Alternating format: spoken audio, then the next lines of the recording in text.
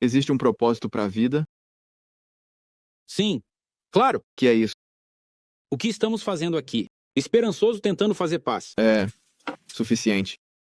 Nós veremos. Sim. Por quê? É melhor do que a alternativa. Qual a alternativa?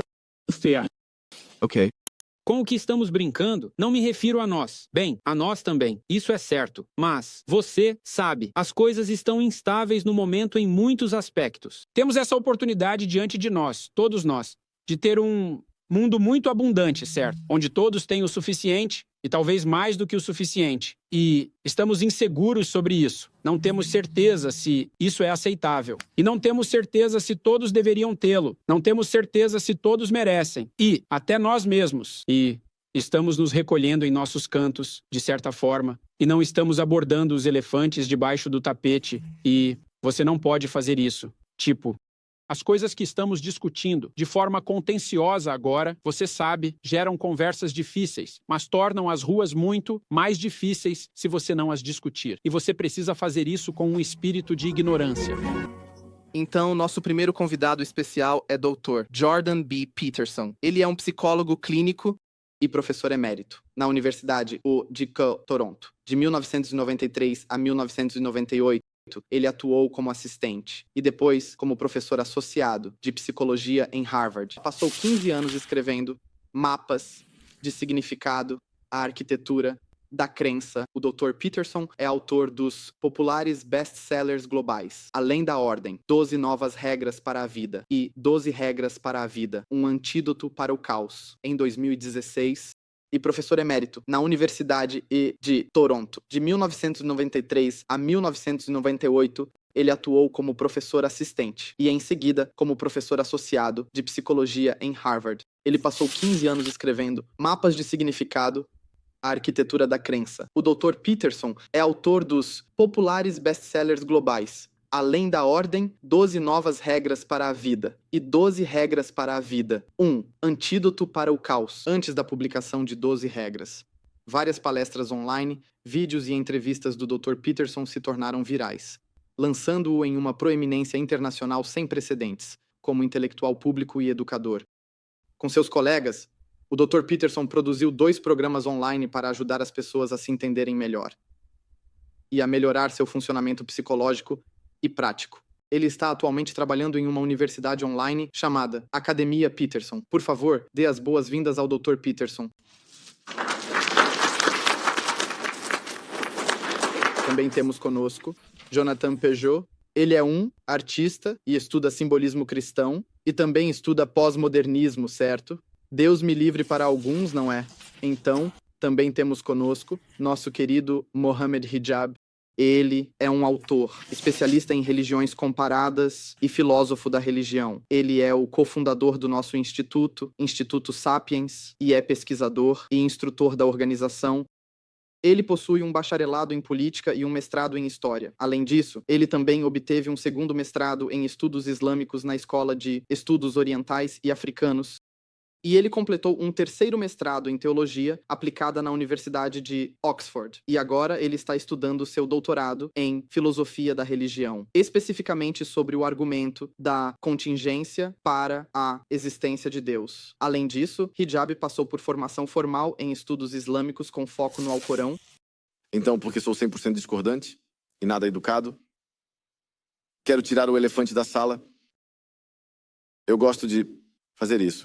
E houve um vídeo recente que você postou, uma mensagem para os muçulmanos. E antes de eu dizer isso, eu realmente quero falar sobre os tópicos importantes, os tópicos teológicos e todo esse tipo de pós-modernismo. Isso virá. Mas eu só queria mencionar isso primeiro, porque, para mim, é apenas tirar o elefante da sala. E então podemos seguir em frente. Às vezes é apenas substituído por um elefante um pouco menor. Bem, um elefante menor é melhor do que nada. O que eu ia dizer é que não foi bem recebido por muita gente da comunidade muçulmana. E eu acho que a razão para isso é que foi visto como condescendente, foi visto como um tipo de paternalismo. Qual era a sua intenção com este vídeo exatamente? Começar um diálogo de forma estúpida e ruim? Porque assim você tem que começar. Eu sei que já falamos sobre a ideia de tolerância. E, na verdade, não estou aqui para ser tolerante, sabe? Porque a tolerância pressupõe que eu sei o que estou fazendo e vocês não, mas eu vou suportá-los de qualquer forma. E, veja, eu realmente não acho que sei exatamente o que estou fazendo. E então, eu acho que, enquanto vocês podem ter algo a me ensinar, não se trata tanto de tolerância, mas eu diria que espero que seja algo que se aproxime de uma expressão de Humildade razoável, que é bem antes de tudo. Ocupamos o mesmo espaço e, no que me diz respeito, seria melhor se nós nos entendêssemos. E todos nós tivemos nossas próprias revelações. Você sabe, pessoalmente e, digamos, socialmente. E não sabemos como integrar essas revelações. E isso é difícil, é complicado. E assim estou aqui para ouvir. E a mensagem era absurda em certo sentido, embora não muito mais do que a mensagem que fiz aos cristãos, que eu não diria que foi exatamente lisonjeira. E, você sabe, eu pensei que provavelmente iria incomodar algumas pessoas, mas eu pensei que isso também poderia iniciar um diálogo, ou pelo menos aprofundá-lo, e isso aconteceu. Quero dizer, certamente havia muitas pessoas que estavam irritadas comigo e achavam que eu estava sendo condescendente, e eu não estava tentando ser, porque eu realmente tenho Muitas pessoas estão prestando atenção às minhas palestras ao redor do mundo sobre o lado islâmico, o que é bastante surpreendente para mim, especialmente em relação à atenção que tem sido dada às palestras bíblicas, e eu não considero nada disso como garantido.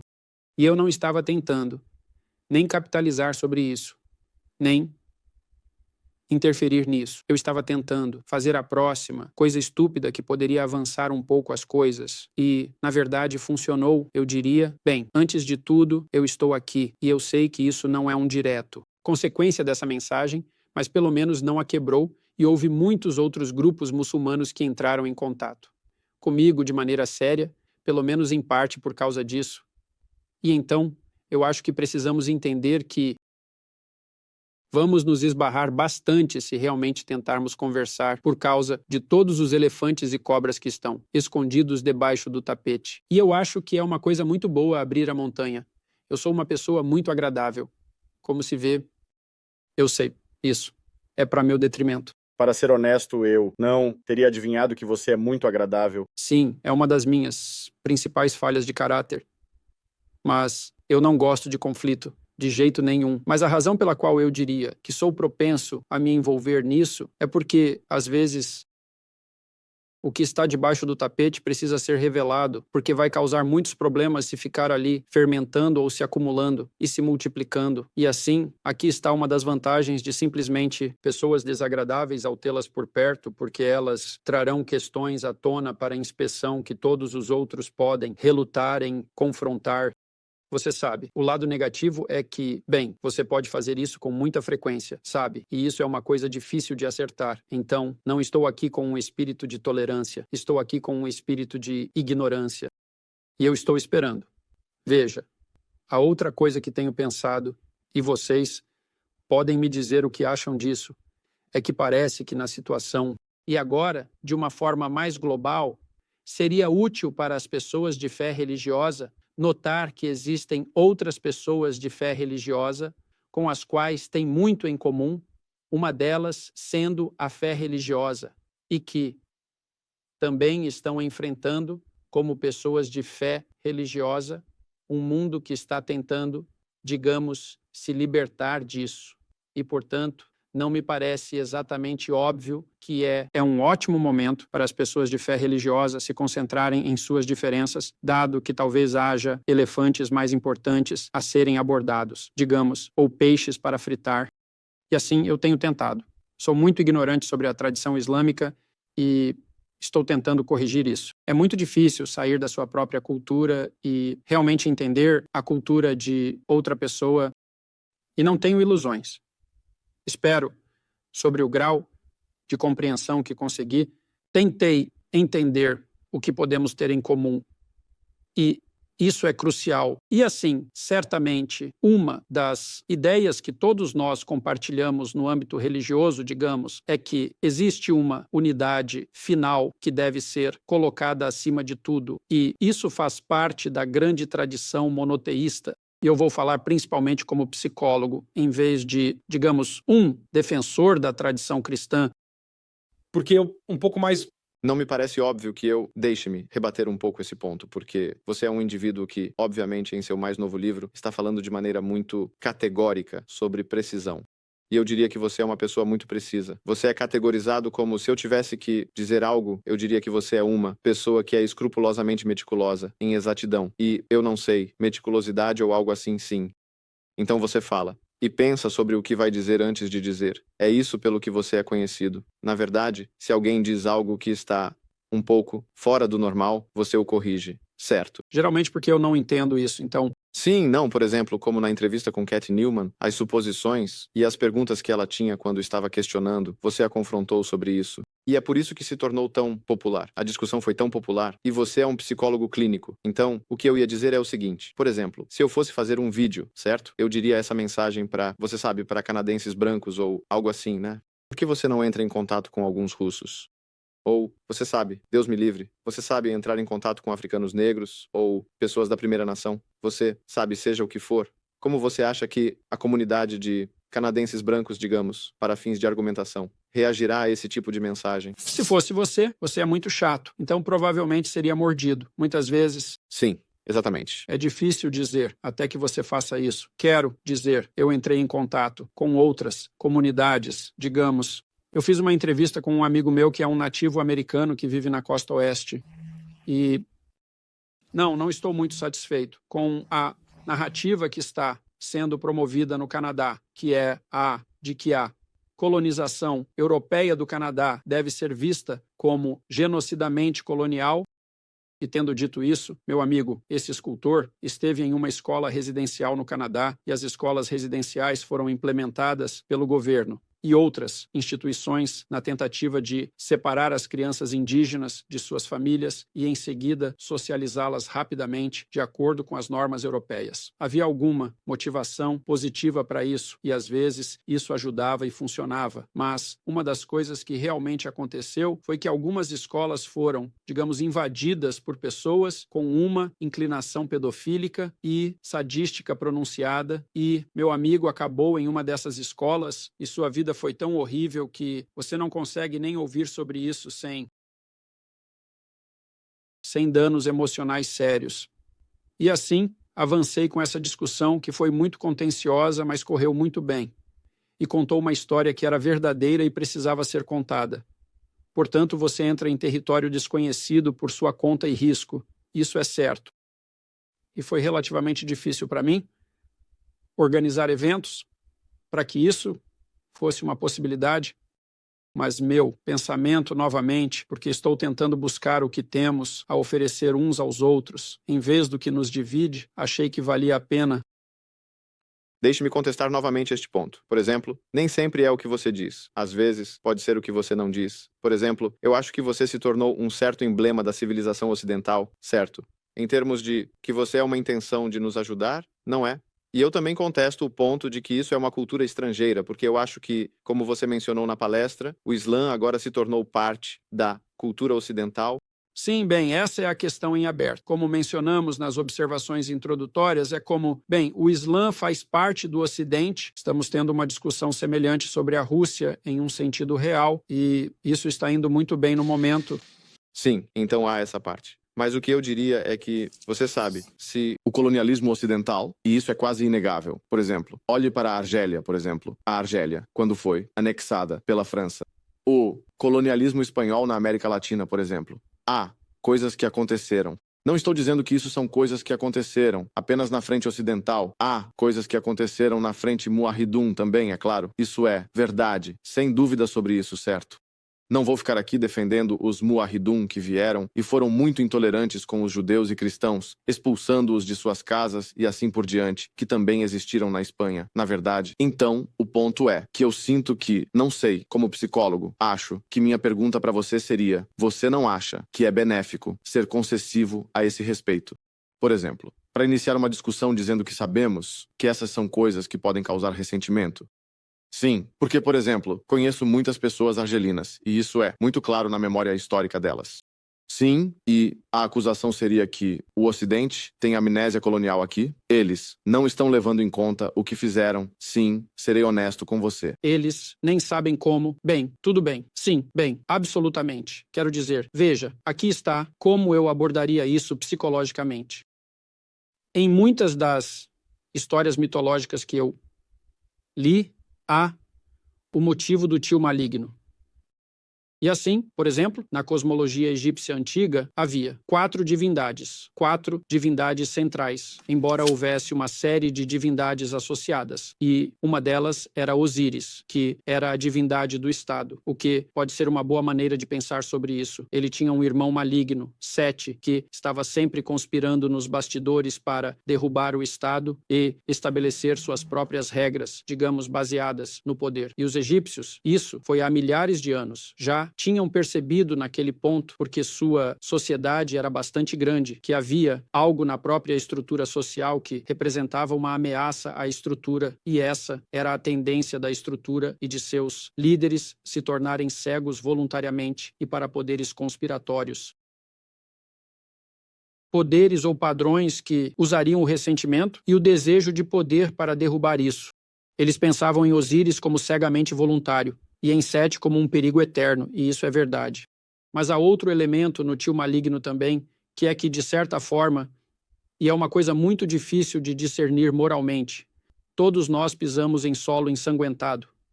Porque a história humana é, em alguns aspectos, uma catástrofe de pesadelo, e parte disso é apenas porque a vida era tão difícil, mas também é porque as pessoas cometeram atos incrivelmente cruéis, maliciosos e enganosos. Atos comprometidos, incrivelmente cruéis, atrozes e enganosos. E assim todos nós estamos presos a este problema de que aqui estamos em relativa paz e harmonia até agora, embora pareça que estamos fazendo tudo o que podemos para tentar interromper isso no momento, e parte do preço que está sendo pago por isso é uma interminável lista de catástrofes históricas. E então todos nós temos que enfrentar o que isso significa para nós em termos de nossa responsabilidade individual e como nos construímos em nossa sociedade à luz desse fato. E poderíamos ir e voltar continuamente sobre quais atrocidades históricas foram piores. E essa é uma competição difícil, porque você, sabe, o diabo está definitivamente nos detalhes. E isso também levanta o outro problema, que é, bem, quando os espanhóis foram para a América Central, muito do derramamento de sangue que produziram ou das mortes que causaram foi, na verdade, uma consequência da introdução de doenças, pois isso eliminou cerca de 95% da população nativa no hemisfério ocidental. E então, os conquistadores eram, bem, talvez eles não fossem os melhores representantes do mais alto florescimento da civilização ocidental. Não sabemos até que ponto eles eram o tipo de bandidos que não conseguiam se dar bem em casa e saíam em busca de aventuras. E mesmo que eu, digamos, tentasse assumir total responsabilidade por isso, não tenho certeza do que isso significaria, porque suspeito que tenho muito mais em comum com vocês, pessoas do mundo moderno, do que com os conquistadores espanhóis de 300 anos atrás. Agora, não estou dizendo que não tenho responsabilidade pelo derramamento de sangue do passado, mas diria que todos nós temos essa responsabilidade e isso é algo. Eu diria que é algo como a concepção do pecado original. Sim, e esse é o ponto de diferença. Para ser honesto, eu discordaria desse ponto. Como muçulmano, há um versículo no Alcorão que diz que uma alma não deve suportar a responsabilidade pelas ações de outra pessoa. Sim, bem, essa é a outra complicação ética. É como você pode me chamar a responsabilidade em relação à atrocidade do passado. Claro que não. Mas é complicado, certo? Porque ao mesmo tempo você diz, e não me refiro a você pessoalmente, mas você sabe, podemos dizer coisas como, bem, o Ocidente não está assumindo responsabilidade suficiente por seu passado colonial. E, em certo nível, isso acaba se devolvendo ao indivíduo. Deixe-me reformular isso então. Eu acho que é mais uma crítica da esquerda. É como você sabe, existem reparações e programas de ação afirmativa. Eu não estou defendendo nada disso. E para ser honesto com você, eu nem acredito em nada disso. Nem eu. Sim, o que eu estava propondo como alternativa a isso é o seguinte. Existe esse tipo de, eu chamaria isso, de uma narrativa orientalista, uma nova narrativa orientalista, que afirma que o Islã é incapaz de X, Y, Z. Chame de tolerância, chame do que for, e olhe para o que aconteceu na história islâmica. Você tem todas essas mortes e todas essas coisas acontecendo em comparação ao que temos no Ocidente. E o que estamos dizendo é que vamos olhar para o que você tem no Ocidente, porque o liberalismo foi uma ideologia que começou no século XVII. Tipo, quero dizer, realmente foi cristalizado. Você sabe, com John Locke e todas essas coisas. E depois que o liberalismo foi estabelecido, de fato, a Constituição e os documentos dos pais fundadores e coisas assim. As pessoas estão comendo, as pessoas estão bebendo, as pessoas estão fazendo isso e aquilo, então as coisas estão acontecendo. Agora, quais seriam as primeiras perguntas que você faria às pessoas ao seu redor? Você perguntaria coisas como eu cheguei aqui? Para onde estamos indo? Então essas parecem ser as duas primeiras boas. Essas são boas perguntas a se fazer em geral. Onde estamos? Como chegamos aqui? Para onde estamos indo? Bonito. Isso é o que eu realmente queria chegar. Porque é isso que Heidegger, você sabe, Heidegger, ele é uma figura controversa por si só, mas ele nos descreveu como a jogada da vida. Sim, porque somos lançados na vida. Somos jogados na vida, certo? Então, o fato de agora estarmos neste mundo. Essas perguntas que estaríamos fazendo se estivéssemos em um navio e fôssemos simplesmente jogados em um navio, são as mesmas perguntas, como você disse, que estaríamos fazendo se estivéssemos neste mundo. De onde viemos? Para onde estamos indo? Eu acho que se não conseguirmos responder corretamente a essas duas perguntas, o niilismo persistirá. Você é um especialista nihilista. Você falou muito sobre niilismo. Primeiro de tudo, faça estas 3 perguntas. De onde eu venho? Para onde eu estou indo? O que eu estou fazendo aqui? Qual é o propósito da vida? E a resposta é que viemos de um Criador, certo? Então, podemos abordar isso de qualquer argumento que você quiser. Estou fazendo um doutorado em argumento de contingência. Você pode fazer o que quiser. Você pode fazer isso. Por exemplo, através do fato de que o universo é regular, estável, uniforme e possui vida.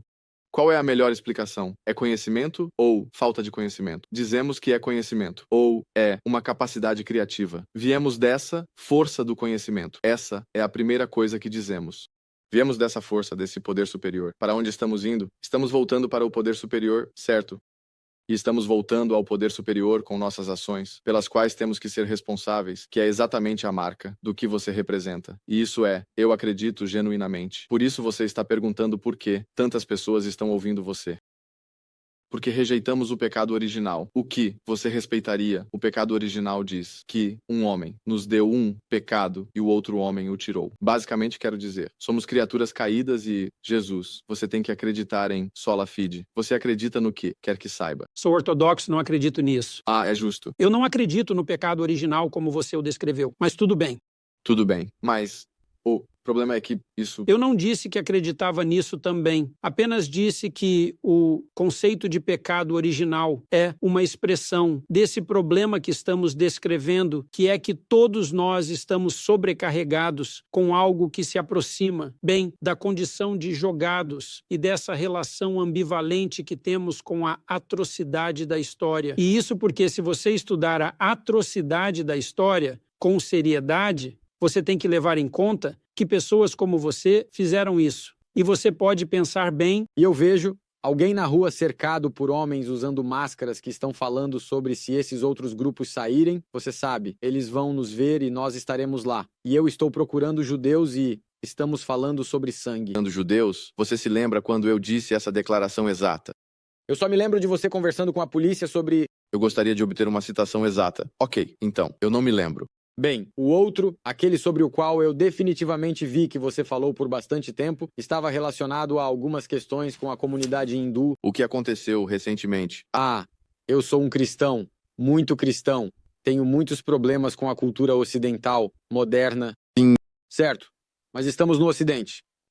Ok. Certo, está no Ocidente. Sim, ocidental, certo. Você vive no Ocidente? E eu sou britânico, sim, assim como você é canadense. Sim, exatamente. E para mim, o elefante na sala. Isso faz parte do elefante na sala. Há muitas pessoas que disseram a Jordan para não vir aqui por causa daqueles vídeos. Ok, bem, há muitas pessoas que me disseram para não ter essa conversa com Jordan. Pessoas não querem ter conversas difíceis, mas o que estou dizendo sobre Jordan é que o que o torna galante e corajoso é que, apesar dessas vozes que são as vozes da desunião, porque ele foi cancelado mais vezes do que eu, certo? Apesar do fato de que ele foi cancelado na Universidade de Cambridge, eu não me importo com essas instituições, com todo o respeito, eu sei que este homem é uma pessoa de influência. E na minha estimativa, eu o vejo como uma das vozes públicas ocidentais mais influentes, se não a mais influente. Por essa razão, eu falo com ele. E por essa razão, não peço desculpas a ninguém por fazer isso. E eu acho que, de certa forma, ele vê a mesma coisa em mim. Talvez não no mesmo nível, mas o fato de eu ter metade da idade dele, ele sabe o que vai acontecer em 30 anos. Então, ele está jogando as cartas certas. E eu acho que, no final das contas, minha voz, minhas emoções, o que estou dizendo nas ruas de Londres ou Leicester ou qualquer outro lugar, é como muitas pessoas muçulmanas se sentem. Mas não se esqueça, sim, eu sou discordante. E meu temperamento não é o temperamento do muçulmano médio. Então você precisa diferenciar entre eu como indivíduo, eu, Muhammad Rajab, como indivíduo, e o Islã. Você vê, se você diz, Muhammad Rajab, você é um hipócrita, você é violento, isso é algo que eu preciso investigar. Se esse é o seu conselho para mim, isso é algo que eu preciso investigar. Eu também diria que não existe vantagem moral em ser uma pessoa que se deixa levar facilmente. Eu concordo. E assim, essas coisas são muito difíceis de calibrar corretamente. E então, bem, se abordarmos isso com um espírito de ignorância mútua e com algum grau de talvez onde a tolerância seja mais um problema. Vamos ter que tolerar as arestas e imperfeições uns dos outros para podermos conversar, mesmo que achemos que há algo útil a ser extraído. E minha sensação é que sabemos que a música fala de camadas de harmonia padronizada, e você falou sobre o individualismo do Ocidente, e eu acho que há uma falha nessa concepção particularizada, que precisa ser abordada por algo que se aproxime mais de um ethos comunitário. E eu acho que você pode entender essa relação com a música, porque, olha, até certo ponto, os três de nós podemos sentar no palco e todos na plateia, podemos nos sentir confortáveis no momento psicologicamente, então não estamos muito ansiosos e estamos meio engajados, porque há um certo grau de harmonia lúdica que estabelecemos. Especialmente com ele. Sim, então ele conhece meus segredos obscuros sobre, você sabe, minha violência. Há um certo conflito, certo? Mas conseguimos integrar isso, e isso significa que podemos permanecer calmos. E assim, uma das coisas que isso indica é que parte da nossa capacidade de permanecer calmo e focado depende da integração social. Então, você deve se perguntar, bem, você poderia ser são se seu casamento fosse insano. Você poderia ser são se seu relacionamento com seus filhos fosse muito conturbado. Você poderia ser são se não tivesse amigos, se você não se integrasse à comunidade e talvez ao Estado, e então talvez a uma visão mais elevada. E pelo que posso perceber, a resposta para isso é: não, você não pode estar são, sozinho. Não se trata apenas de uma questão de integração psicológica, não se trata apenas do indivíduo isolado e, claro, entendemos que no Ocidente, embora talvez não tão bem quanto deveríamos formalmente, punimos criminosos, por exemplo, colocando-os em confinamento solitário. E isso é outra indicação da impossibilidade de, talvez, se você fosse um meditador experiente e um homem religioso, conseguir tolerar a solidão, mas provavelmente você não seria um criminoso então. Meu ponto é que vejo esse processo de integração como um processo multilayered, que envolve a integração da comunidade até o mais alto nível. E esse mais alto nível tem que ser uma unidade, como Jonathan apontou. Ou estaremos divididos. E assim, talvez queiramos buscar entre nós o máximo que pudermos por uma unidade comum, pelo menos começar com isso. E é isso que estamos tentando fazer nesta conversa. Sim, mas unidade é diferente de uniformidade. Sim. Vejo que a diferença é que no mundo islâmico, a discussão ou o discurso é como se houvesse um versículo no Alcorão que diz: na verdade, você tem sua religião, nós temos a nossa, podemos demarcar. E ainda assim tolerar. Esse é o ponto. E eu acho que até apreciar, sim, até apreciar, seria bom. Vá para um país muçulmano com uma população cristã. Eu sou originalmente do Egito, certo? Temos cristãos copta lá há anos. Sim, temos eles há 1400 anos. Eles estavam lá antes da chegada dos muçulmanos. Se você for a Gana, for a Nigéria, essa imagem sombria de muçulmanos e cristãos meio que lutando entre si, eu não acho que seja o que realmente está acontecendo. Não estou dizendo que não há queixa. Quando a comunidade cristã está em terras de maioria muçulmana, isso seria uma mentira, e isso seria falso, e isso pode ser facilmente refutado. O que estou dizendo é que não é tão ruim quanto você pensa. Se você for a esses países, não encontrará Não acho que você encontrará o que está acontecendo. Por exemplo, você está falando sobre Hindutva, na Índia, com as minorias muçulmanas e uma suposta maioria hindu, que é uma religião pacífica. O que está acontecendo lá? O que está acontecendo na China com a minoria muçulmana de lá? Ou, por exemplo, posso acrescentar, lamento dizer, mas o que está acontecendo na Palestina também? Eu não quero pintar nenhum empreendimento em grande escala com o pincel que, digamos, está mergulhado no sangue de seus piores excessos. Eu não acho que isso seja útil, porque então todos nós seríamos irremediáveis, no sentido real. Eu acho que é muito mais sábio para nós. Veja o que vemos, o que podemos celebrar juntos e ver se conseguimos gerenciar isso em algo como um espírito de ignorância e esperança. Porque uma das coisas que aprendi há muito tempo e que foi muito útil para mim como clínico foi que, se tudo ao meu redor não estava perfeito o tempo todo, provavelmente, pelo menos em parte, era porque eu era muito menos do que poderia ser. E uma das coisas que aprendi com Carl Jung, que é um grande pensador, foi que o que você mais precisa será encontrado onde você menos quer olhar. E sim, e é quase por definição, certo? Porque você pode imaginar que é mais provável que você seja mais ignorante sobre aquilo que mais teme e mais despreza. E assim, esse é o último lugar que você quer olhar. E, se você é um defensor de uma determinada fé religiosa, um dos últimos lugares que você pode querer olhar é na sabedoria de uma fé alternativa.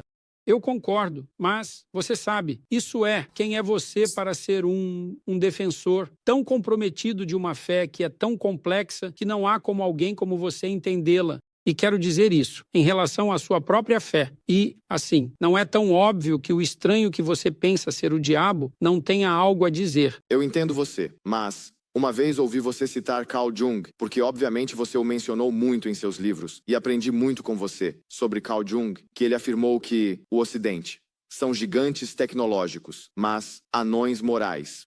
Até certo ponto, mas o que eu ia dizer aqui é que, voltando a Carl Jung, porque, por exemplo, e voltando à questão do propósito. Se estamos falando sobre propósito, eu assisti à sua discussão com Sam Harris e você estava falando sobre as pessoas estão comendo, as pessoas estão bebendo, as pessoas estão fazendo isso e aquilo, então está acontecendo. Agora, quais seriam as primeiras perguntas que você faria às pessoas ao seu redor? Você perguntaria coisas como eu cheguei aqui? Para onde estamos indo? Para onde estamos indo? Bonito. Isso é o que eu realmente queria chegar. Porque é isso que Heidegger, você sabe, Heidegger. Ele é uma figura controversa por si só. Mas ele nos descreveu como a jogada da vida. Sim, porque somos lançados na vida. Somos jogados na vida, certo? Então, o fato de agora estarmos neste mundo. Essas perguntas que estaríamos fazendo, se estivéssemos em um navio e fôssemos simplesmente jogados em um navio, são as mesmas perguntas, como você disse, que estaríamos fazendo neste mundo. De onde viemos? Para onde estamos indo? Eu acho que se não conseguirmos responder corretamente a essas duas perguntas, o niilismo persistirá. A partir da perspectiva islâmica, é isso, certo? Primeiro de tudo, faça estas 3 perguntas. De onde eu venho? Para onde eu estou indo? O que eu estou fazendo aqui? Qual é o propósito da vida? E a resposta é que viemos de um Criador, certo? Então, podemos abordar isso de qualquer argumento que você quiser. Estou fazendo um doutorado em argumento de contingência. Você pode fazer o que quiser, você pode fazer isso. Por exemplo, através do fato de que o universo é regular, estável e uniforme e possui vida. Qual é a melhor explicação para isso? É conhecimento ou falta de conhecimento? É conhecimento ou é uma capacidade criativa? Viemos dessa força do conhecimento. Viemos dessa força, desse poder superior. Para onde estamos indo? Estamos voltando para o poder superior, certo? E estamos voltando ao poder superior com nossas ações, pelas quais temos que ser responsáveis, que é exatamente a marca do que você representa. E isso, eu acredito, genuinamente, é o motivo pelo qual você está perguntando por que tantas pessoas estão ouvindo você. Porque rejeitamos o pecado original. O que você respeitaria? O pecado original diz que um homem nos deu um pecado e o outro homem o tirou. Basicamente quero dizer, somos criaturas caídas. E então Jesus, você tem que acreditar em sola fide. Você acredita em tudo que sabe sobre Cristo. Sou ortodoxo, não acredito nisso. Justo, tudo bem. Não acredito no pecado original, você descreveu. Tudo bem, sem preocupações. Ortodoxo. Ok, tudo bem. Eu não disse que acreditava nisso também. Apenas disse que o conceito de pecado original é uma expressão desse problema que estamos descrevendo, que é que todos nós estamos sobrecarregados com algo que se aproxima, bem, da condição de jogados e dessa relação ambivalente que temos com a atrocidade da história. E isso vale a pena, porque se você estudar a atrocidade da história com algum grau de seriedade, precisa levar em conta o fato de que pessoas como você fizeram isso. E você pode pensar, bem, eu não faria. A verdade do pré-empirismo. Bem, eu diria então que minha resposta a isso é que eu tento agir como se isso fosse verdade. E eu acho que digo que ajo como se fosse verdade porque não estou em uma posição para fazer julgamentos finais em um sentido real, mas estou em uma posição para arriscar minha vida em certas proposições baseadas na fé. Isso é o que você pode fazer. Isso não significa que você está certo, mas é isso que você tem à sua disposição. E assim, estou tentando fazer isso para sentir o caminho adequado a seguir neste espírito de, digamos, unidade lúdica e colocar isso acima de tudo, que é em parte o motivo pelo qual também disse que fiz isso por minha conta e risco. A questão é se você aceitar a proposição de que a verdade é utilidade e que o que é útil é verdadeiro, essa é basicamente a posição do pragmatismo americano. Não é, exatamente. Eu acho. Isso é o que Charles Peirce disse quase palavra por palavra. Eu sei, eu sei, eu sei. Os pragmatistas são mais como engenheiros. O que é? Bem, você não pode construir uma ponte perfeita porque o que você sabe, você não pode construir nada perfeito, mas pode construir uma ponte que seja uma ponte na medida em que ela se mantenha em pé e permita que você a atravesse por 400 anos. E assim, então, a noção é, bem, não é perfeito. Não corresponde precisamente à natureza última da realidade, digamos, mas é bom o suficiente para te mover do ponto A ao ponto B. Sim, mas voltando a Viktor Frankl e a ideia de significado. O que estou dizendo é que sei que você é um psicanalista. Do paradigma Kuranica, isso não será suficiente. Ou seja, com base no seu paradigma atual, de acordo com o diagnóstico islâmico, você estará deprimido. Por quê? Porque seu propósito não é forte o suficiente. Você vê o ponto. Sim, isso é verdade. Eu sei que isso soa um pouco intrusivo, então peço desculpas por isso. Não, eu não acho que seja intrusivo, porque eu penso que se você se desviar dessa orientação para a unidade, então eu sei disso a partir de uma perspectiva psicológica. Se você se desviar da orientação em direção à unidade mais alta, que você pode pensar como o objetivo mais elevado, duas coisas acontecem. Uma é que você experimenta menos emoção positiva, como alegria e entusiasmo, e engajamento, porque a emoção positiva é vivenciada em relação a um objetivo, não como uma consequência de alcançá-lo. Portanto, se você está perseguindo o objetivo mais elevado, então você está celebrando de forma mais intensa e se o objetivo que você está perseguindo não é unificado, então ele se torna múltiplo e você fica confuso, ansioso, instável e deprimido. Eu li recentemente. Eu li todos os seus livros e até li alguns dos seus trabalhos revisados por pares. Porque, quando eu ia falar com você, eu disse, sabe, eu vou fazer meu dever de casa. Então eu li tudo. Uma das coisas que você disse uma vez em Os Mapas do Significado. Você começou o livro dizendo, quando você era um jovem, não sei quão jovem você era, você disse que achava as doutrinas do cristianismo incompreensíveis e absurdas. Sim, e você também disse que tinha algum tipo de problema com o cristianismo por causa da narrativa do Gênesis e como ela era incongruente com as narrativas científicas. Você foi a um pastor, disse, ou a um clérigo da igreja, ou algo assim. E então, você deixou a igreja. Agora, eu tenho uma pergunta. Você ainda tem a mesma posição? Ou mudou sua posição? Bem, eu mudei muito minha posição. Eu tinha apenas 13 anos naquela época, você sabe, e estava envolvido na batalha, você sabe. Na medida em que isso se manifestou em mim quando eu tinha 13 anos, eu estava preso na batalha entre iluminação, racionalidade e crença na narrativa tradicional. Eu não tinha ideia de como reconciliar essas duas coisas. Você sente que pode fazer isso agora?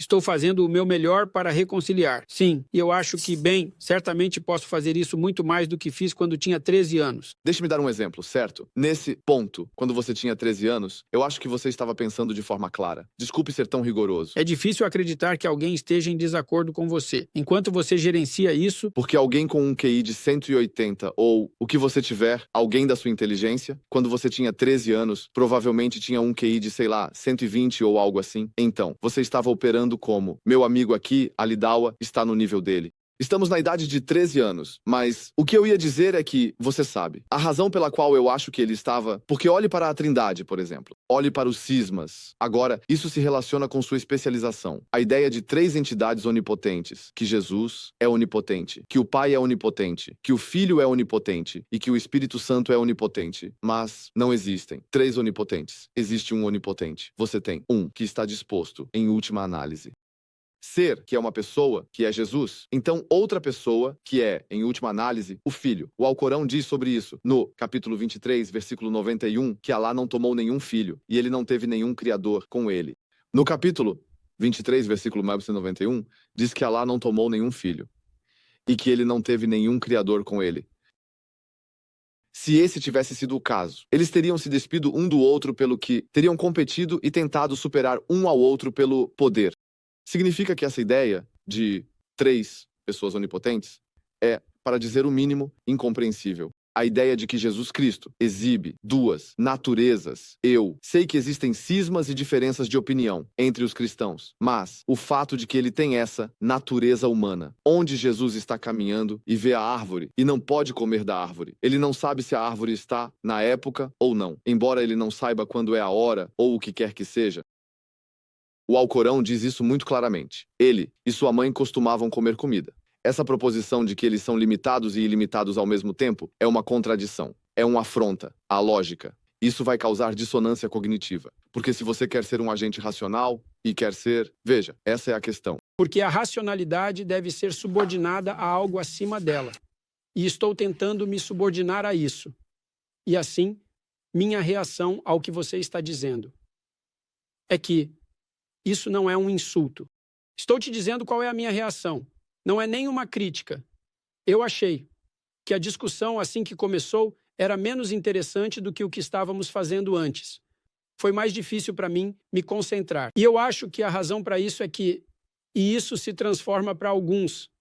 E não estou dizendo que isso não é necessário em alguns momentos, mas transforma o transcendente em algo como uma discussão intelectual e proposicional. E assim, de certa forma, estamos debatendo, talvez não os pontos sutis da teologia, porque eles são mais como os pontos contundentes da teologia. Mas há algo sobre isso que... Há algo nisso que não é o que eu quero fazer com você. Sim, você sabe. E não é que não seja necessário.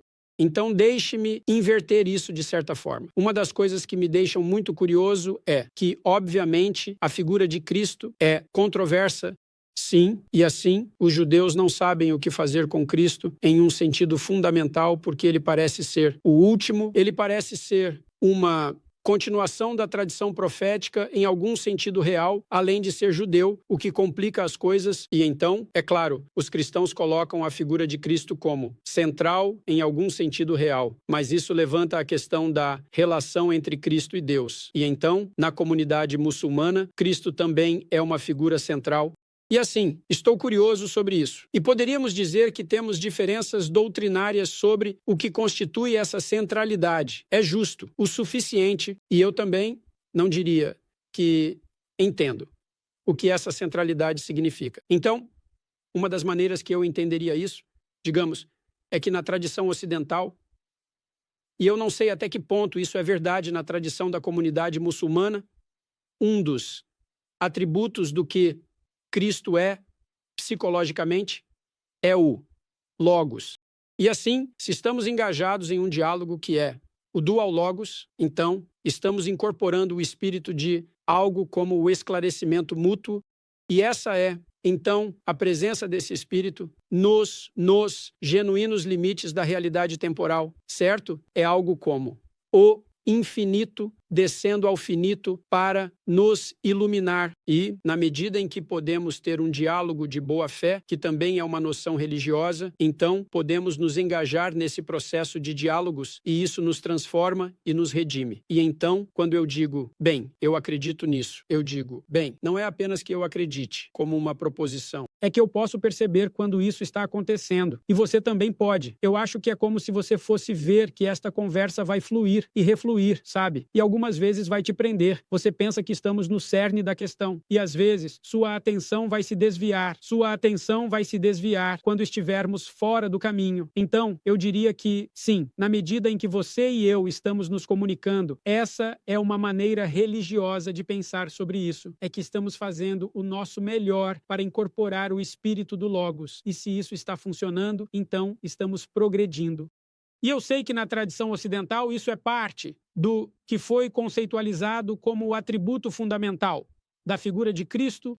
E eu sei que Cristo é central na tradição muçulmana. E uma das coisas que eu gostaria de saber, não é como nós diferimos doutrinariamente, porque eu nem acho que estou qualificado para debater com você sobre isso. Temos o cara aqui. Bem, Jonathan pode ter algumas coisas a dizer, mas o que eu gostaria de saber, na verdade, é por que você acredita que a figura de Cristo é central de alguma forma? Ou talvez eu esteja errado, embora eu não ache que sim. Por que você acha que a figura de Cristo é central, tanto para a fé muçulmana quanto para a fé cristã? E o que você acha que isso diz sobre o que temos em comum? Porque eu realmente não entendo isso. É um mistério para mim, ok?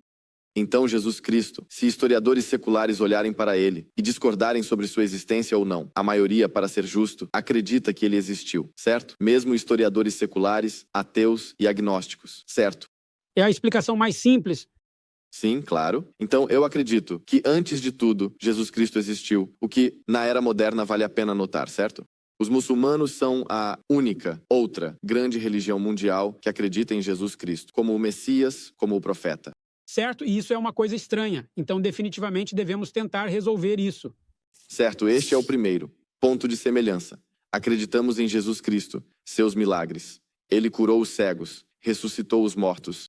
Acreditamos que ele, até, você sabe, criou algumas coisas que estão no Evangelho de Tomé, não muito na Bíblia, como você sabe, mas, por exemplo, o pássaro de barro e assim por diante, que ele soprou e se tornou um pássaro de verdade, que ele curou o leproso com a permissão de Deus. Acreditamos que ele foi um dos seres humanos mais poderosos que já viveram na Terra, e acreditamos que sua mãe foi a melhor mulher que já viveu na Terra. O Alcorão, na verdade, diz isso explicitamente. Bem, isso parece um bom ponto de partida. Certo, e assim, essa é a primeira coisa em que acreditamos. Quando olhamos para os versículos corânicos relacionados a Jesus Cristo, não os interpretamos de forma metafórica. Nenhum muçulmano ortodoxo olha para isso de uma maneira etiológica. Para nós, não é etiologia, é história. Portanto, acreditamos que isso é, na verdade, histórico. Essa é a primeira coisa, e a razão pela qual eu menciono isso para você é porque eu ouço todas as suas séries bíblicas. Eu acho que muitos muçulmanos têm. Sim, muitas pessoas gostam.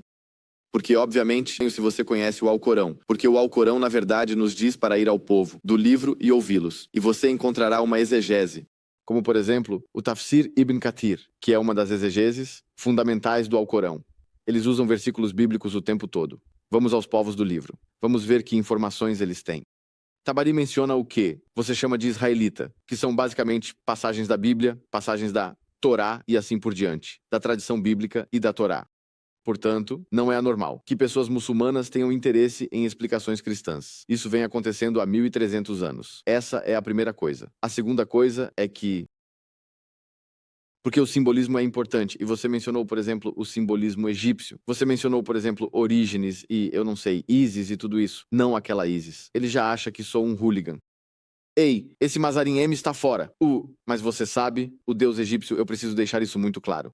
E assim por diante. Então, minha pergunta seria, antes de falarmos sobre simbolismo, porque um símbolo pode ser algo. Você pode ter um símbolo e uma expressão de algo que existe ao mesmo tempo. Por exemplo, você pode ter algo que não é metafórico, porque não se pode ter uma metáfora e algo não metafórico ao mesmo tempo. Mas você pode ter um símbolo e algo que não existe. Por exemplo, eu digo que você é um símbolo do ocidental. Não sei, seja lá o que for. Intelectualismo, sim. Sim, quero dizer, este debate é sobre Jordan Peterson, um símbolo do cristianismo ocidental. Debata isso.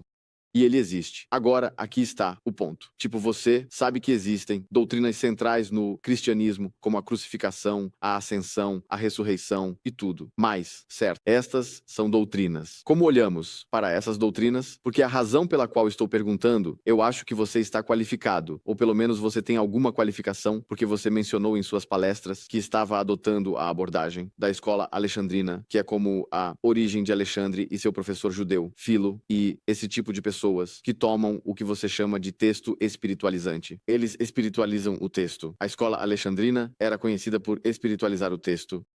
E eles eram aberracionais nesse sentido. E essa é uma das razões pelas quais foram vistos como hereges. Eu acho, todas as igrejas. Quero dizer apenas Orígenes, mas Orígenes disse algumas coisas que são heréticas, mas ele tem uma influência enorme sobre os pais da igreja, que são respeitados. Mas para o seu ponto, digamos, que a noção de que os fatos têm significado é algo que, como cristãos, devemos acreditar. Todos os cristãos. Concordarão os protestantes? Todos eles dirão que você deve acreditar nessas doutrinas. Você não pode acreditar nelas. Você não pode acreditar. Quando eu ouço algo assim, a pergunta que surge para mim é: o que você quer dizer com acontecendo? Então, deixe-me explicar isso um pouco melhor. Fiz uma palestra na noite passada no Apolo sobre a história de Caim e Abel. E uma das coisas que eu propus foi que não apenas aquela história aconteceu, mas que sempre aconteceu. Sempre aconteceu. Está acontecendo agora e sempre vai acontecer no futuro. E assim, eu diria que, até certo ponto, a mera redução dessas histórias profundas a uma realidade histórica é uma subestimação de sua verdade, porque elas são um tipo estranho de verdade, porque são a verdade que sempre aconteceu, está acontecendo agora e sempre acontecerá. Então, a história de Caim e Abel, por exemplo, sim. Você tem uma história da batalha eterna entre algo como o espírito do sacrifício alegre e apropriado que caracteriza Abel e o espírito do ressentimento contra a estrutura da existência, como consequência da condição de ser lançado e do levantar do punho contra Deus. E isso está sempre acontecendo porque sabemos que olhamos para nossas vidas e pensamos: devemos estar felizes por estarmos vivos, devemos ser gratos. E a resposta para isso é, muitas vezes, mas nem sempre. E se você colocar alguém na posição de Jó e ele estiver sendo torturado até a morte pelo destino, pela tragédia, pela catástrofe e pela malevolência, ele pode chegar a um ponto em que escolherá o caminho do ressentimento e levantará o punho para Deus. E temos esses espíritos dentro de nós, lutando constantemente. E assim, então, quando olho para uma história como a de Caim e Abel, penso, bem, a pergunta, isso realmente aconteceu. Levanta a questão, o que você quer dizer com acontecer? Porque quando você está lidando com realidades fundamentais e faz uma pergunta, você precisa entender que a realidade dos conceitos da sua pergunta, quando você está cavando tão fundo, é tão questionável quanto aquilo que você está questionando. Então as pessoas me dizem, você acredita em Deus? E eu penso, ok, há alguns mistérios nessa pergunta. O que você quer dizer com acreditar? O que você quer dizer com você? O que você quer dizer com acreditar? E o que você quer dizer com Deus? E você diz como o questionador. Bem, já sabemos o que todas essas coisas significam, exceto a crença em Deus. E eu penso, não, se vamos chegar ao cerne da questão, na verdade não sabemos o que nenhuma dessas coisas realmente significa. E assim, para mim, a crença, por exemplo, muitas vezes se reflete, não tanto em proposições, mas sim em ações. Se eu quiser saber no que você acredita, eu poderia te perguntar. E espero que você tenha alguma ideia sobre o que acredita, mas eu prefiro ver o que você faz. Bem, posso contestar um pouco isso. Porque, por exemplo, quando eu estava lendo seu livro mais recente, na verdade, desta vez sim, 12 Novas Regras. São livros muito bons, a propósito. Quero dizer, eu os recomendo. Obrigado, senhor, honestamente. Compre-os se você ainda não os comprou. Risadas. Eu recomendaria, especificamente as 12 regras para a vida, porque 12 regras a mais. Eu tenho algumas críticas a isso, mas é bom, é um bom livro. Mas uma coisa que você disse sobre isso. É realmente difícil acreditar que você está discordando. Sério, é. Então, uma coisa que você mencionou no livro, você estava falando sobre alguma teoria psicológica, que eu não esqueço, Eu esqueço qual é. Agora, você mencionou algo. Você disse que você sabe, o problema com essa teoria tal e qual é que não há nenhuma evidência. Ponto final. Categórico.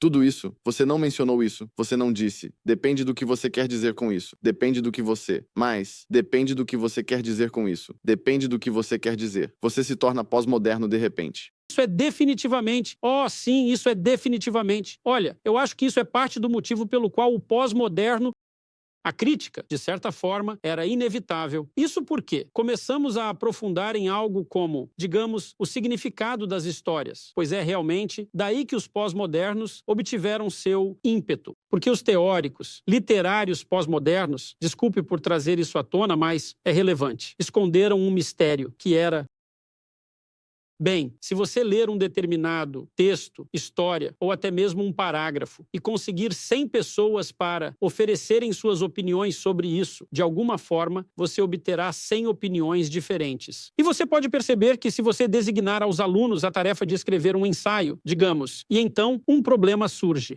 Bem, se há 100 opiniões diferentes, e algumas delas parecem até se opor umas às outras, como você sabe, qual é o verdadeiro significado do texto? E pior ainda, como você sabe que realmente existe um significado verdadeiro? Então você pensa, ok, bem, esse é um grande problema. E então aqui está um problema ainda pior. Imagine que você tem um conjunto de textos, como o corpo bíblico, digamos, que é realmente uma biblioteca e que, de certa forma, é canônico, certo? Bem, se você não consegue decidir sobre o significado fixo de um único parágrafo, como pode afirmar que esta seleção de texto, que é muito mais complicada do que apenas parágrafos, é, de alguma forma, canônica? Agora, a resposta para isso é: não sabemos. Agora, o problema com os pós-modernos não era que eles descobriram que isso era um mistério, pois não apenas este é o mistério da interpretação textual, que é um grande mistério. Como entendemos o texto? Mas também é o mistério da percepção, porque, ao mesmo tempo, as pessoas que estão investigando a percepção, Jonathan tem falado sobre isso com John Vervaeke, um cientista cognitivo. Ao mesmo tempo, cientistas na área da percepção em laboratórios de IA e neurocientistas estavam descobrindo que é tão complicado olhar para o mundo que é interpretar o mundo, digamos que não é óbvio que isso seja até mesmo possível, o que é parte da razão pela qual não temos robôs autônomos. Eles não conseguem ver o mundo. Agora, é fácil para nós porque apenas olhamos para ele, mas isso não é tão fácil. E assim, bem, qual é o objetivo de tudo isso? O objetivo de tudo isso é que, se você se aprofundar nas questões o suficiente, você realmente se depara com o problema da percepção e a multidão, e multiplicidade da percepção. E esse é um problema real. E, assim, quando eu faço algo como interrogar uma questão, o problema pós-moderno realmente surge. Agora, tenho tentado encontrar soluções para isso. E Jonathan, John Vervaeke e eu temos discutido muito sobre isso. Os pós-modernistas estavam corretos em seu diagnóstico do problema. Eles pularam diretamente para a ideia de que como resolvemos o problema da percepção é exercendo poder. Eles apenas pegaram uma narrativa marxista e disseram, aí está a solução. Quando você diz eles, quem você fala? Principalmente os tipos de intelectuais franceses como Derrida e Foucault. Eu discordaria disso. Não acho que Derrida ou Foucault tenham adotado uma posição marxista de jeito nenhum. Bem, Jonathan, você quer ter isso por um tempo? Deixe-me apenas dizer algo sobre o que você estava dizendo. Ou seja, eu acho que, quando há essa questão de você acredita em Deus, eu acho que um dos problemas que a dificuldade que Jordan enfrentou foi com um protestantismo moderno que era muito proposicional.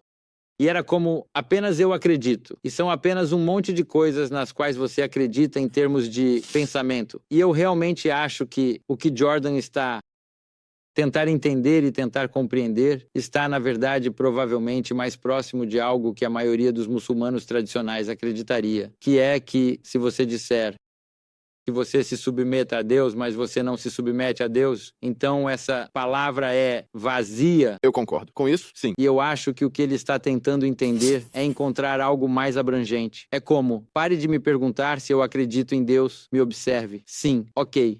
Não, mas eu entendo o que você está dizendo. Mas o que estou dizendo é o seguinte: a atitude que você tem em relação à investigação científica é aquela que é mais congruente com um estereótipo de correspondência. Sim.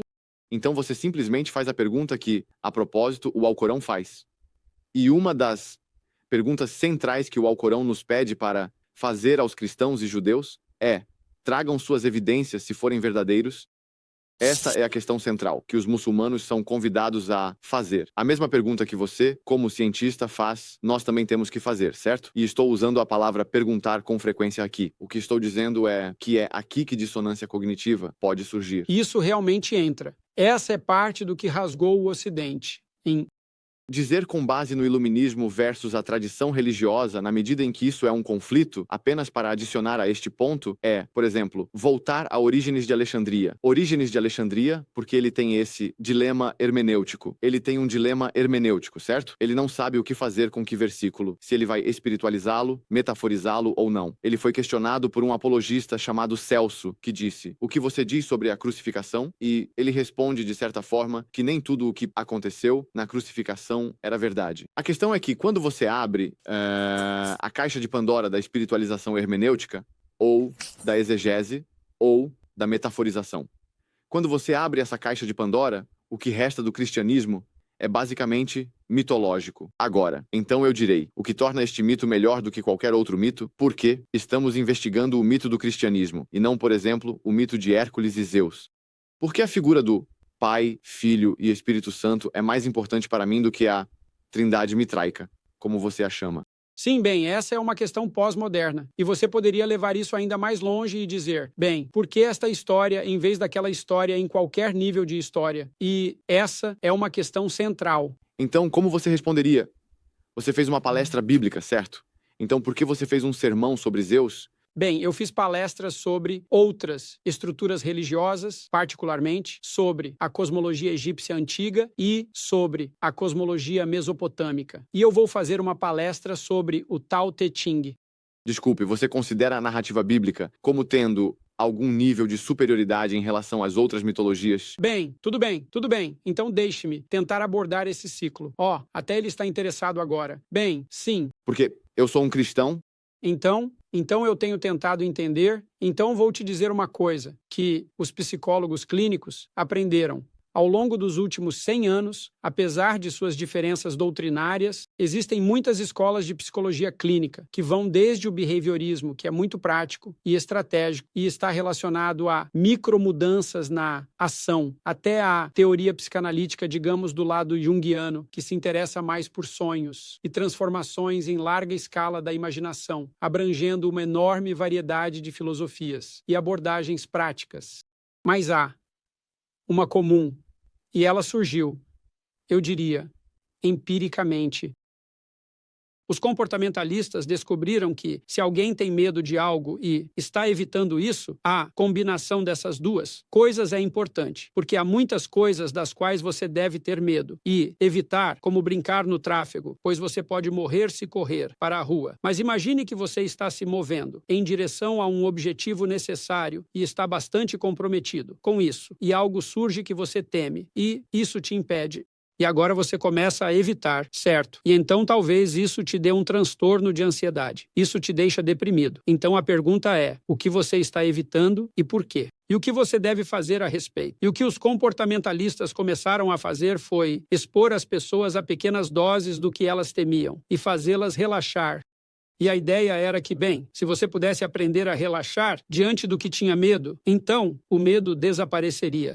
E talvez você tenha aprendido de alguma forma a associar isso com ansiedade mais cedo. Agora, descobriu-se que isso funcionava, mas também se descobriu que funcionava mesmo que você não relaxasse. E assim, não houve um aprendizado para ficar calmo. E então, o psicanalista disse, isso não vai funcionar, comportamentalistas, porque você vai expor alguém a esse pequeno medo. E como o verdadeiro medo é muito mais profundo, o medo simplesmente vai ressurgir em outro lugar. Eles chamaram isso de substituição de sintoma. E isso também não aconteceu, porque o que aconteceu, estranhamente, foi que se você fizesse alguém confrontar algo que tinha medo de forma voluntária, então essa pessoa ficava menos assustada. Essa foi a primeira teoria, menos assustada em relação a um monte de coisas. Então, coragem gerou mais, uma maneira mais precisa de pensar sobre isso. As pessoas não ficaram menos assustadas, elas ficaram mais corajosas. E assim, a personalidade delas começou a se expandir, o que você vê com frequência. Uma categoria de pessoas que frequentemente desenvolvem transtornos de ansiedade são as mulheres dependentes.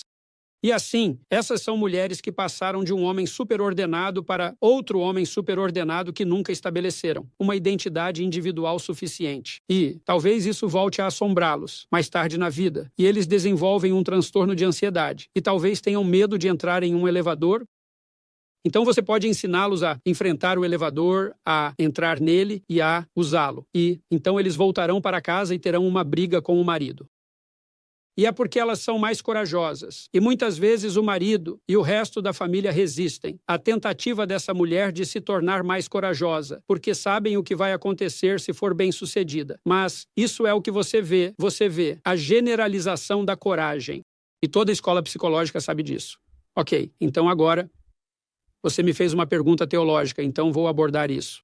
Então tenho tentado entender, a partir de uma perspectiva psicológica, por exemplo, por que as pessoas têm olhado para a figura do crucifixo por 2000 anos? Agora, nem todos, e deixando de lado as diferenças doutrinárias. Ainda são muitas pessoas ao longo de 2000 anos. E isso levanta uma questão. Obviamente, há algo sobre isso. Então agora você pode pensar, por quê? Bem, porque as pessoas vão ao cinema de terror. Porque isso é bem estranho. Porque, em nome do mundo, você iria se sentir enojado e aterrorizado. Porque essa é meio que a essência do horror. E a resposta é que existem coisas aterrorizantes e nojentas na vida. E talvez você devesse confrontá-los agora então voluntariamente para ter um pouco de experiência. Assim você pode construir um pouco de coragem e um pouco de fé. E assim, no mínimo, uma das coisas que a história da crucificação, a história da paixão representa, é algo como a soma de todas as possíveis tragédias. E assim, Jung apontou que a narrativa da paixão era uma tragédia arquetípica. E isso é o que ele quis dizer com isso. Imagine que você pegou um monte de histórias que eram trágicas. E assim você poderia identificá-los todos como histórias trágicas. E uma história trágica é algo como algo terrível acontece com alguém que não merece.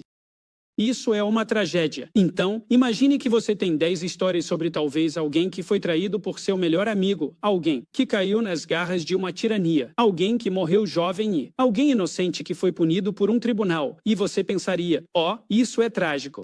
E então você pegou todas aquelas tragédias e extraiu o cerne da tragédia e transformou isso em uma única história e isso, de certa forma, é o que a história da paixão representa. É a soma de todas as possíveis tragédias, na medida em que isso pode ser interpretado pela imaginação reveladora. E então você pode perguntar, bem, por que olhar para isso? Bem, a razão para isso é que há uma história no Êxodo. Na verdade, está em número onde os israelitas estão perdidos no deserto, assim como todos nós. E as pessoas estão perdendo a fé, porque estão no deserto e, você sabe, e não voluntariamente de verdade. E assim estão perdendo a fé. Estão ficando todos briguentos. Estão lutando.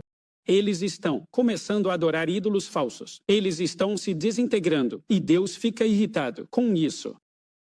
E assim ele envia um monte de serpentes venenosas para mordê-lo. E você pensa, por que Deus faria isso? Você já esteve vivo. Você sabe perfeitamente que se você está confuso e perdido, e depois fica amargo e desunido, tudo o que faz é piorar as coisas, e que mais serpentes aparecem para te picar. É como se fosse a vida. E assim os israelitas vão até Moisés e dizem, e você parece estar se dando muito bem com Deus. Você quer pedir a ele para chamar as serpentes de volta, tipo, sentimos muito. Faça com que ele chame as serpentes de volta. E assim, Moisés tem uma conversa com Deus, digamos. E Deus diz que ele não afasta as serpentes e essa é a questão sobre Deus. Muitas vezes ele não afasta as serpentes, você sabe. E ele diz a Moisés que você deve fazer uma vara. Você deve fazer uma vara de bronze. E, na vara, você deve colocar uma serpente. E então todos os israelitas devem ir olhar para a serpente. E se eles olharem para a serpente, então não serão mais envenenados pelas serpentes e... Então há uma seção nos evangelhos onde Cristo diz algo que se aproxima de que a menos que sua figura seja levantada como a serpente no deserto, ninguém pode ser redimido, a menos que sua figura seja levantada como a serpente no deserto. É uma coisa muito estranha de acontecer, não é? Porque é uma referência a essa história muito estranha, que é antiga, em um contexto muito estranho, muitos milhares de anos depois. Mas você consegue imaginar isso? É como se fosse uma coisa ruim ser confrontado com serpentes, certo? E há uma razão real pela qual o símbolo da transformação médica é uma cobra em um bastão, certo? E não está apenas associado à tradição judeu-cristã. É uma ideia muito mais antiga do que isso. E assim, bem, a serpente. E isso é ruim, e você deve olhar para elas. Mas então há algo como a soma total de todas as serpentes possíveis. E isso seria todas as coisas terríveis que poderiam acontecer a você na vida. E então você poderia pensar, bem, talvez você precise de uma história que abranja esse território de coisas terríveis, que você pode então observar. E isso é, pelo menos em parte, o que a história da paixão representa. Agora você pode debater se é ou não um relato completo da tragédia abrangente da vida, mas, como eu disse, estou pensando nisso psicologicamente. Agora há mais a ser dito porque, em torno dessa história, também há uma nuvem de mitologia, de imagens associada, e um desses sonhos desenvolvido é algo como a descida ao inferno. Portanto, não apenas Cristo morre de forma terrível, apesar de ser inocente, de ser bom, de ser traído, de estar sujeito à tirania e de ter que morrer diante dos olhos de sua mãe. Tudo isso, mas isso não é suficiente. Que o próprio inferno precisa ser confrontado. Eu diria, bem, isso é verdade na sua vida. É como, bem, coisas terríveis vão acontecer com você. E é melhor você estar preparado. E então você pode pensar, bem, isso é demais e, se não for demais, é pelo menos o suficiente. E eu diria, sim, seria bom acreditar, mas eu não acho que seja verdade, porque você realmente vai ter que fazer algo como confrontar a realidade, pelo menos da atrocidade histórica e do inferno humano, porque isso também faz parte do seu caráter.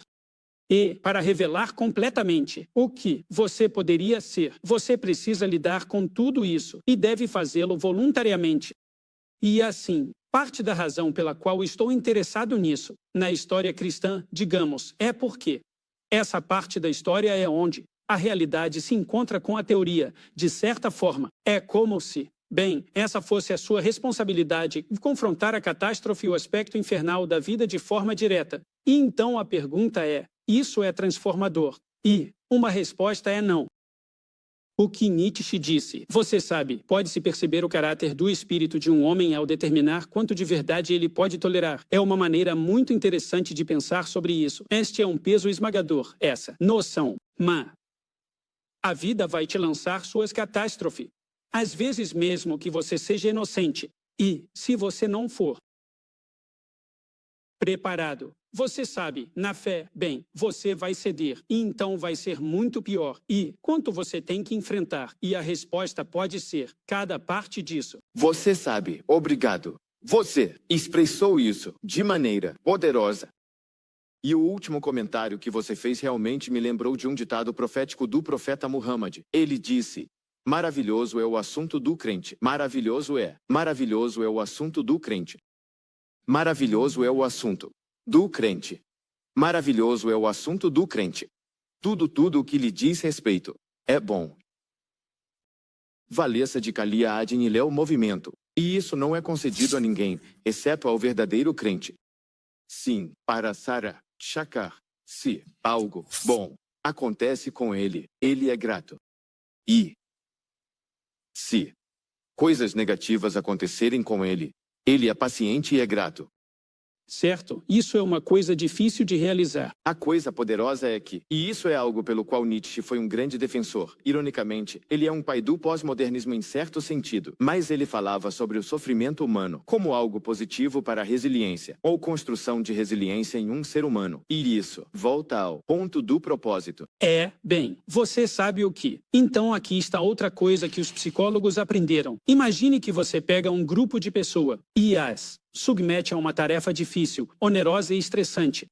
Mas você permitiu que configurasse o experimento. Então, um grupo tem isso imposto a eles, digamos, e o outro grupo decide fazer isso voluntariamente, e então você mede o mais precisamente que puder. O padrão de resposta física e psicológica a essas duas condições mostra que, independentemente do peso da carga, a atitude transforma a resposta. E assim, se você confrontar algo difícil com o espírito de engajamento voluntário, um espírito completamente diferente toma conta de você. E você pode medir isso fisicamente. E para ser justo, é exatamente isso que eu lembro Victor Frankl dizendo. Ele estava dizendo que aqueles, no campo de concentração, que têm mais chances de sobreviver, são, de fato, aqueles que dão significado. Ele disse. Ele deixou ambígua a questão de se você teria mais chances de sobreviver. Se fosse um crente, digamos, embora ele tenha sido impactado como um ateu pela compostura que verdadeiros crentes religiosos tinham no Gulag. Mas o que ele disse, mais importante, eu diria até, foi que, se você fosse um verdadeiro crente, sua alma teria mais chances de sobreviver. E o que ele quis dizer com isso é que muitas pessoas, nos campos do Gulag, se tornaram corruptas. E você pode pensar nelas como um microcosmo do mundo. As pessoas estavam sob estresse tremendo. E uma das tentações era se tornar um administrador e participar do sistema de opressão. E os campos na Rússia não poderiam ter se sustentado se os prisioneiros não estivessem administrando. E isso é algo a se pensar em relação ao totalitarismo. E Solzhenitsyn observou, e isso foi transformador para ele, que havia pessoas de fé religiosa genuína, que estavam imutáveis em seu compromisso com a ação ética, mesmo nos limites do campo, mesmo quando enfrentavam algo como renunciar ou morrer, e talvez não apenas você morra, talvez sua família morra, ou talvez você morra em miséria. E uma das coisas que transformou Solzhenitsyn e, em seguida, o mundo, porque seu livro transformou o mundo em grande parte, foi sua observação de que esse verdadeiro esforço por algo como clareza na fala e uma unidade superior poderia resistir até mesmo às catástrofes dos campos de Gulag. Quero fazer uma pergunta, antes de terminarmos. Eu só sentei aqui educadamente para indicar que precisamos encerrar. Ok, eu só quero fazer mais uma pergunta porque estou interessado em ambos, de certa forma. Eu disse que, do ponto de vista muçulmano, a pergunta que somos convidados a fazer é trazer a evidência. Se eu trouxesse evidências razoáveis que satisfizessem algum tipo de raciocínio probabilístico de que o profeta Muhammad, que acreditamos ser o profeta final, certo que ele foi um verdadeiro profeta, você estaria disposto a se tornar muçulmano? Eu não faria. Eu não contestaria. A priori, a ideia de que Muhammad foi um verdadeiro profeta. Mas eu não entendo o que isso significa. Então, esta é a maneira como vou olhar para isso psicologicamente novamente. As pessoas recebem revelações, e é obviamente o caso. Vamos falar empiricamente que a revelação de Muhammad uniu uma sociedade fracturada e assim foi uma revelação unificadora. Agora, como conceitualizar? Mas não é uma revelação que une universalmente, pelo menos não ainda ou não agora. Por quê? Não estamos todos unidos. Então, por quê? Talvez não tenhamos entendido a revelação corretamente. A suposição do que você está dizendo é que a unidade é o objetivo final. Bem, não exatamente. Você sabe. Por que então você tem o problema da uniformidade que você apontou? Até mesmo a ideia de unidade em si, quero dizer, não há. Bem, falamos. Eu acredito que a unidade é um grande objetivo, mas não acho que seja o único que define tudo. Por exemplo, se houver uma injustiça tão grande que essa unidade seja mais apropriada, então posso imaginar situações em que essa unidade é provavelmente melhor do que a unidade. Isso seria uma falsa unidade, certo? Sim, exatamente. Bem, é por isso que você queria abordar o elefante sob o tapete imediatamente. Você não pode ter uma paz falsa. E não podemos incorporar coisas que não conseguimos incorporar. Sim, a razão pela qual estou trazendo isso à sua atenção é porque sinto que é meu dever como muçulmano, especialmente na mesquita, dizer a vocês que, como muçulmanos, acreditamos que as dispensações anteriores, como o cristianismo e o judaísmo, fazem parte da nossa fé de certa forma, não no sentido de acreditar nas doutrinas e nesse tipo de coisa. Não acreditamos no pecado original, ou na ressurreição, na crucificação. Não acreditamos em nada disso. Ou a Trindade, é claro, mas no sentido de que acreditamos em Jesus Cristo, acreditamos em todos os profetas do Antigo Testamento, a maioria deles, se não todos, você sabe, Abraão, Moisés, Jesus e assim por diante. E acreditamos que cada profeta foi enviado com duas coisas e a mensagem, que é crer e adorar a um Deus, e algum tipo de evidência para indicar sua veracidade. Então, com Moisés e Jesus, sabemos quais são os seus milagres, como a divisão do mar, e acreditamos que isso aconteceu, certo? Não temos objeções a isso. Não temos esse tipo de ponto de vista materialista sobre a questão.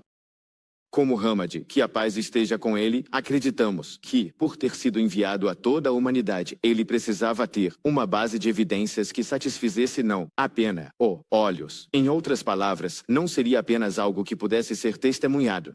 Seria algo que pode ser interrogado e examinado em todos os tempos e lugares. Assim, seria uma revelação auditiva. Neste caso, é o Alcorão. Alcorão significa uma recitação. Assim, a mensagem central do Alcorão é Tawhid, ou a ideia de adorar um Deus e acreditar em um Deus, como mencionamos. Mas há uma tentativa, no Alcorão, de desafiar. Por exemplo, existe algo chamado teste de falsificação, ou teste de inimitabilidade. O Alcorão diz, por exemplo, que tente encontrar uma contradição dentro do Alcorão. Se tivesse vindo de outro que não Deus, teríamos encontrado muitas contradições. Este desafio de inimitabilidade é produzir algo tão sofisticado quanto ele, em termos de composição linguística, bem como no componente estrutural. Isso é muito interessante porque agora até acadêmicos ocidentais como Angélica Neuriz e outros disseram que esse desafio não foi enfrentado. Então, uma orientalista alemã, ela, disse recentemente isso. Então, essa é outra coisa. Depois, você tem uma série de profecias. Por exemplo, como se você olhar para Deuteronômio capítulo 18, versículo 21, é mencionado na Bíblia que uma das características de um verdadeiro profeta é que, ou de um falso profeta, é que quando eles falam sobre o futuro, isso será falso. Mas o Alcorão faz declarações muito específicas, profecias muito específicas sobre o futuro. Por exemplo, no capítulo 30, versículo 2 a 4, diz que os romanos haviam sido derrotados. Naquela época, havia o Império Sassânida e o Império Romano, e eles estavam em guerra um com o outro, e que de 3 a 9 anos, eles derrotariam o inimigo. Você vê, deu prazos muito específicos. E esse era um tipo de previsão muito arriscado, porque se você estivesse errado, isso colocaria em perigo e minaria toda a profecia do profeta Muhammad. Mas isso realmente aconteceu, e você encontrará coisas históricas que não estão nem mesmo no Alcorão. Que Roma foi derrotada. Não, que os romanos haviam sido derrotados pelos persas em uma batalha. E assim é mencionado, por exemplo, nas Crônicas de Teófanes, que é um material de fonte primária fora do Alcorão e da Sunna. Você pode encontrá-lo agora. Ele está até traduzido para o inglês. Ele menciona claramente que 8 anos após essa previsão específica ter ocorrido, realmente aconteceu dessa forma. Então, temos uma série de previsões, até mesmo relacionadas ao dia atual. O profeta disse que o árabe descalço competirá pelo edifício mais alto, que doenças sexualmente transmissíveis se proliferariam como resultado de pessoas terem relações sexuais fora do casamento, e que isso seria algo que representaria doenças que nunca estiveram presentes no passado. A economia baseada em juro, em que vivemos, é mencionada pelo profeta Muhammad. Ele disse que, no futuro, os juros estarão em toda parte. Quem não o consome, certamente não conseguirá escapar de sua poeira. Então, isso é outra coisa. Por exemplo, você tem uma série de profecias onde o Islã se espalhará país por país. Onde, você sabe, isso menciona. Ele vai dizer, há um hadith que diz que a terra foi expandida para mim. Eu vi seus pontos a oeste e a leste. E minha nação alcançará seus pontos. O que foi projetado e está dizendo leste e oeste, se você olhar para a expansão islâmica. Quero dizer, Barnaby Rogerson, que é um historiador, disse que a semelhança dos muçulmanos indo para o leste e para o oeste conquistando a quantidade de países que conquistaram naquele período inicial, que você pode ler no livro que eu te dei, é como os esquimós tomando conta da Rússia e da América. Foi isso que ele disse, Barnaby Rogerson. No que diz respeito às profecias, até pessoas como Edward Gibbons concordam que as profecias do Alcorão foram cumpridas. Então eu tenho que perguntar, pois, não. Entendo exatamente a pergunta. Ele quer saber se você vai se converter ao Islã. Não, eu estou dizendo que, não, isso não foi bem. Olha, eu diria que, até certo ponto, não depende de mim. Não, mas minha pergunta era, só para te lembrar, a pergunta era, se eu te desse evidências que satisfizessem um certo nível de probabilidade. Não, então você não faria. Não, porque não é assim que eu avalio a situação. Como avaliaria? Sou muçulmano, o suficiente para ter sido convidado para a sua mesquita.